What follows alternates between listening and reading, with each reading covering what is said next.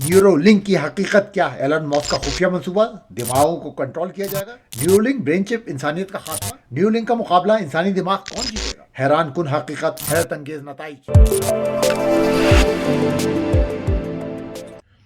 आज हम एक ऐसी टेक्नोलॉजी के बारे में बात करेंगे जो साइंस फिक्शन की तरह लगती है, लेकिन ये टेक्नोलॉजी हकीकत में ना सिर्फ एग्जिस्ट करती है बल्कि एक इंसान के दिमाग में लगाई जा चुकी है, या आप कह सकते हैं इम्प्लांट की जा चुकी है। जी हाँ दोस्तों, मैं बात कर रहा हूँ एलन मस्क की हैरत अंगेज इजाद न्यूरोलिंक की। ये टेक्नोलॉजी क्या है? ये कैसे काम करती है? क्या न्यूरोलिंक टेक्नोलॉजी हमारे दिमाग को हैक या कंट्रोल कर सकती है? क्या इसके इस्तेमाल से इंसानी जहानत में कई गुना इजाफा हो जाएगा? जी हाँ, मैंने ये वीडियो इसीलिए बनाई है ताकि इन सवालों के जवाब तलाश किए जा सके। चलिए देखते हैं। अमेरिका में एक बहुत अमीर आदमी जिनका नाम एलन मस्क है, इन्होंने एक कंपनी की बुनियाद रखी है जिसका नाम न्यूरोलिंक है। ये कंपनी ऐसी चिप बना रही है जो इंसानी दिमाग में इम्प्लांट की जा सकती है। ये कंपनी यानी न्यूरोलिंक ने अभी दो प्रोडक्ट्स लॉन्च की हैं। एक चिप का नाम है टेलीपैथी और दूसरी का नाम है ब्लाइंड साइड। इस वक्त हम जिस खास चिप की बात करेंगे वह है टेलीपैथी। तो यहाँ ये बात वाज़ेह हो गई है कि जो चिप दिमाग में लगाई जाएगी इसका नाम न्यूरोलिंक नहीं है, बल्कि इस चिप का नाम टेलीपैथी है। न्यूरोलिंक कंपनी का नाम है। वैसे टेलीपैथी का मतलब यह है कि आप अपनी ज़बान को इस्तेमाल किए बगैर दूसरे इंसान से सिर्फ अपनी सोच के ज़रिए बात कर सकते हैं। टेलीपैथी चिप के इस पहले वर्जन का नाम है N1 इम्प्लांट। ये इम्प्लांट इतना छोटा है कि आप देख सकते हैं छोटे से सिक्के की बराबर। ये चिप या पूरा इम्प्लांट चार सेक्शन से मिलकर बनता है। पहले सेक्शन को हम बायो कॉम्पैटिबल इनक्लोजर कहते हैं। ये कवर की तरह होता है। दूसरा सेक्शन जो है वो एक बैटरी है, जैसे आपके सेलफोन की बैटरी होती है। तीसरे सेक्शन में असल में माइक्रोचिप है। और पांचवें सेक्शन में पॉलीमर थ्रेड्स हैं। ये पॉलीमर थ्रेड्स असल में बहुत ही बारीक बारीक तार हैं जो आगे जाके आपके दिमाग में न्यूरॉन से कनेक्ट होंगे। अब हम इन तमाम सेक्शंस को डिटेल में समझेंगे कि हर सेक्शन किस तरह काम करता है। पहला सेक्शन बायो कंपैटिबल इनक्लोजर है। ये एक प्रोटेक्टिव कवर है जो एक खास मटेरियल पॉलीमेट से बना हुआ होता है। इस मटेरियल की खासियत यह है कि अगर इसे इंसानी जिस्म में दाखिल किया जाए तो इंसानी जिस्म में किसी किस्म का रिएक्शन नहीं होता। अगला सेक्शन बैटरी का है। इस बैटरी की खासियत यह है कि ये बैटरी वायरलेस चार्जिंग पर बेस करती है, यानी बैटरी को चार्ज करने के लिए वायर की ज़रूरत नहीं होती। अब ये वायरलेस चार्जिंग की टेक्नोलॉजी काफ़ी आम हो गई है। तीसरे सेक्शन में N1 चिप है। इस चिप का काम दिमाग में मौजूद सिग्नल्स को रीड करना, इंटरप्रेट करना और फिर इस डेटा को ट्रांसफ़र करना है। इस पर हम डिटेल में बात करेंगे कि ये N1 चिप किस तरह इम्प्लांट की जाती है और कैसे काम करती है। चौथा और आखिरी सेक्शन है पॉलीमर थ्रेड्स। यहाँ थ्रेड का मतलब बहुत ही बारीक बारीक वायर्स हैं। हर इम्प्लांट में 64 थ्रेड होंगे। एक थ्रेड का साइज इतना कम है जैसे इंसानी बाल से 20 गुना ज़्यादा बारीक है और फ्लेक्सिबल है। यह इम्प्लांट किस तरह काम करता है, इस बात को समझने से पहले हमें ये जानना होगा कि हमारे ब्रेन में इंफॉर्मेशन किस तरह ट्रैवल करती है। हमारे दिमाग में 100 बिलियन से भी ज़्यादा न्यूरॉन्स हैं। यूँ समझ लिए कि न्यूरॉन्स आपके दिमाग और नर्वस सिस्टम का बुनियादी यूनिट है। ये ख़ास किस्म के सेल्स होते हैं। इनका काम पूरे जिस्म में इंफॉर्मेशन भेजना होता है। ये न्यूरॉन्स आपस में जुड़े हुए होते हैं। आपकी मेमोरी, आपकी सोच, आपकी सेंसेशन और आपकी मूवमेंट को केमिकल और इलेक्ट्रिकल सिग्नल्स के जरिए पूरे जिस्म में ये न्यूरॉन्स भेजते हैं। इस दौरान न्यूरॉन्स में इलेक्ट्रिकल एक्टिविटी होती है। इसे एक्शन पोटेंशियल या न्यूरॉन स्पाइक कहा जाता है। यही वो इलेक्ट्रिकल फील्ड या सिग्नल हैं जिन्हें इलेक्ट्रोड्स के जरिए डिटेक्ट किया जाता है। जी हाँ, N1 इम्प्लांट के हर थ्रेड पर ऐसे 16 डिटेक्टर लगे हुए हैं, यानी टोटल 1024 इलेक्ट्रोड्स हैं जो डायरेक्टली ब्रेन से जुड़े हुए हैं और ब्रेन में होने वाली तमाम एक्टिविटी को डिटेक्ट कर रहे हैं। यहाँ से सिग्नल को डिटेक्ट करने के बाद ये सिग्नल N1 चिप में ट्रांसफ़र हो जाते हैं। ये N1 चिप इन सिग्नल्स को समझने का काम करती है, यानी N1 चिप इस इम्प्लांट को का सबसे खास हिस्सा है। यही वो चिप है जो ब्रेन और कंप्यूटर के दरमियान ट्रांसलेटर का काम करती है। इसके लिए ये चिप सबसे पहले ان برین سگنلز کو ایسی زبان یا کوڈ میں تبدیل کرتی ہے جو کمپیوٹر سمجھ سکے، جسے ہم بائنری کوڈ کہتے ہیں، یعنی ون اور زیرو۔ اس کے بعد یہ انفارمیشن کمپیوٹر میں منتقل ہونے کے قابل ہو جاتی ہے۔ لیکن اس چپ کو دماغ میں لگانا آسان کام نہیں ہے، کم از کم انسان کے بس کی بات نہیں ہے۔ دوستوں، شاید آپ کو پتہ نہ ہو، لیکن انسانی دماغ جس طرح آپ کا دل دھڑکتا ہے، اس دھڑکن کے ساتھ یا اس بیٹ کے ساتھ انسانی دماغ بھی اوپر نیچے یا ہلکی سی حرکت میں رہتا ہے۔ یہی وجہ ہے کہ ان تھریڈ کو بالکل صحیح جگہ پر لگانے کے لیے ایک خاص قسم کے روبوٹ کا استعمال کیا جا رہا ہے، کیونکہ انسان کے لیے یہ پریسیشن بہت مشکل ہوگی۔ یہ ہے نیورولنک روبوٹ جو برین میں مائکرو چپ کو امپلانٹ کرے گا۔ آپ اس کو دیکھ سکتے ہیں، یہ انتہائی پریسیشن سے کام کرے گا، اور اس کے بعد پھر آپ اس میں ریڈنگ لیں گے کمپیوٹر کے اوپر، اور آپ یہ دیکھیں گے یہ برین کے، اور یہ وہ سوئی یا تھریڈ ہے جس میں لگایا جائے گا، اور یہ وہ حصے ہیں برین کے یعنی نیورون جنہیں اسپاٹ کیا جا رہا ہے۔ یہاں یہ پن کے ذریعے خاص جگہ پہ پریسائزلی تھریڈس کو لگائے گا۔ یہ ہے روبوٹ کا کام۔ اب میں آپ کو نیورولنک نے اپنی ٹیکنالوجی کو امپروو کرتے ہوئے جو مائل سٹون طے کیے ہیں ان کے بارے میں بتاؤں گا۔ نیورولنک کمپنی کی بنیاد ایلن ماسک نے 2016 میں رکھی تھی۔ 2016 سے 2019 تک یہ چپ چھوٹے جانوروں، خاص طور پر چوہے کے دماغ میں امپلانٹ کی گئی۔ یہ تجربات کامیاب ثابت ہوئے۔ 2019 میں ایلن ماسک نے کافی لوگوں کو ایک ایونٹ پر انوائٹ کیا، جس میں عملی طور پر لوگوں کو دکھایا گیا کہ چپ کے ذریعے چوہے کے دماغ سے سگنلز کمپیوٹر کو بھیجے جا رہے ہیں، اور یہ بھی بتایا گیا کہ یہ چپ کتنی محفوظ ہے۔ یہ سائنس کی دنیا میں ایک اہم پیش رفت تھی۔ 2021 میں نیورولنک کی طرف سے ایک ویڈیو جاری کی گئی جس میں ایک بندر جس کے دماغ میں چپ لگائی جا چکی تھی، یہ بندر اس ویڈیو میں محض اپنے دماغ کے ذریعے بونگ نامی ویڈیو گیم کھیل رہا ہے۔ بندر کے دماغ میں لگی ہوئی چپ برین میں موجود سگنلز کو ڈی کوڈ کر کے ان کمانڈز کو ویڈیو گیم کے انٹرفیس تک بھیج رہی ہے۔ آپ اس ویڈیو میں بندر کو جوائے اسٹک استعمال کرتے ہوئے دیکھ سکتے ہیں اور بندر کو کھیلتے ہوئے دیکھ سکتے ہیں۔ یہ نیورو سائنس کی دنیا کے لیے ایک چونکا دینے والا مائل سٹون تھا۔ اس چپ کی مدد سے بندر کی محدود ذہانت کو کافی حد تک امپروو کر دیا گیا تھا۔ یہاں یہ کانسیپٹ بھی پروف ہو گیا کہ نیورولنک کی چپ اگر دماغ میں لگا دی جائے تو دماغی صلاحیتوں اور ذہانت میں اضافہ کیا جا سکتا ہے، اور بی سی آئی یعنی برین کمپیوٹر انٹرفیس کامیابی سے بنایا جا سکتا ہے۔ اس عرصے کے دوران کمپنی نے انسانی تجربات شروع کرنے کے لیے قانونی منظوری حاصل کرنے کی کوشش شروع کر دی۔ اس دوران چپ کو امپلانٹ کرنے کی ٹیکنالوجی کو بھی مزید بہتر بنایا گیا۔ اس کی درستگی، حفاظت اور پائیداری کو بہتر بنانا تاکہ یہ انسانوں میں استعمال ہونے کے لیے تیار ہو سکے۔ 2022 میں نیورولنک نے ریفائنڈ سرجیکل روبوٹ سسٹم تیار کیے جو انتہائی محفوظ طریقے سے چپ امپلانٹ کرنے کی صلاحیت رکھتے ہیں اور مریض کو کم سے کم خطرہ ہوتا ہے۔ نیورولنک نے انسان پر تجربات پر منظوری حاصل کرنے کے لیے ایف ڈی اے کے ساتھ گفتگو اور مذاکرات کا سلسلہ شروع کیا۔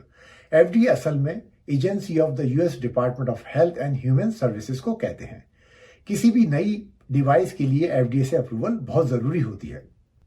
ایف ڈی اے کی اپروول سے پہلے بہت سارے ٹیسٹ ہوتے ہیں اور یقینی بنایا جاتا ہے کہ یہ ڈیوائس استعمال کرنے میں محفوظ ہے اور فائدہ مند بھی ہے۔ آخر کار 2024 میں نیورولنک کو انسانی تجربات شروع کرنے کی اجازت مل گئی، جو کہ دماغ اور کمپیوٹر کے انٹرفیس کی ترقی میں ایک اہم قدم ہے۔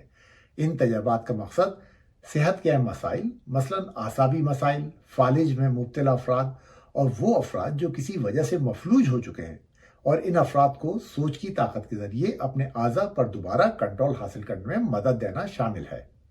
دوستوں، 1924 گراؤنڈ بریکنگ میڈیکل اچیومنٹ کا سال ہے۔ میڈیکل سائنس میں وہ لمحہ جس کا انتظار کافی عرصے سے کیا جا رہا تھا، ایک ایسا لمحہ جو انسانی صلاحیتوں کے مستقبل کو نئے سرے سے متعین کر سکتا ہے۔ نیورولنک، جیسا کہ آپ جانتے ہیں، ایلن ماسک کی قائم کردہ برین کمپیوٹر انٹرفیس کمپنی ہے۔ اس نے پہلی بار ایک انسانی مریض پر برین کے اندر چپ لگانے کا کامیاب تجربہ کیا۔ I'm obviously the first person with the Neuralink implant. اس انسان کا نام نو لینڈ ہے۔ 7 साल पहले पानी में एक हादसे की वजह से नोलैंड की रीढ़ की हड्डी के 2 मोहरे टूट गए थे, जिसकी वजह से इनका जिस्म मुकम्मल तौर पर मफलूज हो गया था। इस हादसे के बाद जिंदगी इनके लिए इंतहाई मुश्किल हो गई थी। आम से आम जिंदगी के काम भी वो नहीं कर पा रहे थे। इन्होंने फैसला किया कि ये न्यूरोलिंक के इस प्रोजेक्ट का हिस्सा बनना चाहते हैं और न्यूरोलिंक को इजाज़त दी कि वो इनके जिस्म पर तजर्बात कर सकते हैं। इस इजाज़त के बाद न्यूरोलिंक ने इंतहाई कामयाबी से रोबोट की मदद से न्यूरोलिंक की चिप टेलीपैथी इनके दिमाग के साथ मुंसलिक कर दी या इम्प्लांट कर दी। इस ऑपरेशन के बाद ये मुकम्मल तौर पर सेहतमंद हैं और इंतहाई खुश भी हैं। इनका कहना है कि जब पहली दफ़ा इन्होंने सिर्फ अपनी सोच के ज़रिए कंप्यूटर माउस को मूव किया तो इनकी खुशी की कोई इंतहा न रही। ये अब अपनी सोच के ज़रिए कंप्यूटर को मुकम्मल तौर पर कंट्रोल करने के काबिल हैं। इनका कहना है कि इस ब्रेन इम्प्लांट के बाद इनकी ज़िंदगी मुकम्मल तौर पर तब्दील हो गई है। ये इम्प्लांट एक इंतहाई जदीद रोबोटिक सिस्टम के तहत किया गया है जो मिलीमीटर की हद तक दुरुस्त काम करता है। ये सिस्टम या ये चिप जो है जिसका नाम टेलीपैथी है, जो हम दिमागों में लगाई जाएगी, ये इसकी क्या अफादियत है, इसको हम इस तरह जान सकते हैं कि एक बहुत मशहूर साइंटिस्ट थे जिनका नाम स्टीफन हॉकिंग था, जिनका पूरा जिस्म मफलूज था, जिसकी वजह से वो बातचीत करने के काबिल नहीं थे। इंटेल कंपनी ने उनके लिए एक सिस्टम बनाया था। उस सिस्टम में ये था कि उनको एक चश्मा दिया गया था जिस चश्मे में एक इंफ्रारेड स्विच लगा हुआ था। वो स्विच इस तरह ऑन एंड ऑफ होता था जब वो अपने चिक या गाल को ऊपर नीचे करते थे। होता ये था कि उनके सामने उनकी व्हील चेयर के ऊपर एक और स्क्रीन लगा हुआ था, कंप्यूटर स्क्रीन, जिसमें एक सॉफ्टवेयर के ज़रिए कर्सर अप एंड डाउन होता रहता था, मुख्तलिफ की वर्ड्स के आगे और मुख्तलिफ नंबर्स के आगे पीछे होता रहता था। जैसे ही वो वर्ड सामने आता था जो स्टीफन हॉकिंग अपने जुमले में चाह रहे होते थे, स्टीफन हॉकिंग अपने गाल को ट्विच करते थे यानी मूव करते थे, तो वो वर्ड रजिस्टर हो जाता था। इस तरह स्टीफन हॉकिंग जुमला कंप्लीट करते थे और उसके बाद ये जुमला कंप्यूटर वॉइस में चेंज कर देता था। इसीलिए आपने देखा होगा कि आपको स्टीफन हॉकिंग की वॉइस जो है वो कंप्यूटराइज्ड टाइप की वॉइस लगती है। दोस्तों, इससे आपने अंदाज़ा लगाया कि ये कितना मुश्किल और तकलीफ़दा प्रोसेस था। अंदाज़ा कीजिए अगर ये न्यूरोलिंक की चिप इनके स्टीफन हॉकिंग के दिमाग में लगी हुई होती तो उनके लिए बातचीत करना कितना आसान हो जाता। अब सबसे पहले हम न्यूरोलिंक डिवाइस से होने वाले फ़ायदे डिस्कस करेंगे। न्यूरोलिंक के ज़रिए फालिज या पैरालिसिस, मिर्गी या एपिलेप्सी, अल्जाइमर या Parkinson's disease, spinal cord injuries या रीढ़ की हड्डी के मोहरों का या रीढ़ की हड्डी का टूट जाना और दीगर न्यूरोलॉजिकल बीमारियों या आसाबी बीमारियों का इलाज मुमकिन हो सकता है। ये टेक्नोलॉजी दिमाग को बराह रास्त कंप्यूटर से जोड़कर इन अफराद के मोटर फंक्शंस को बहाल करने या मसनूई आज़ा को कंट्रोल करने की सलाहियत दे सकती है। जिन अफराद को इन जिस्मानी मसाइल का सामना है, इनके लिए ये टेक्नोलॉजी बहुत फ़ायदेमंद साबित होगी। न्यूरोलिंक इंसानी जहनी सलाहियतों को बेहतर बना सकता है।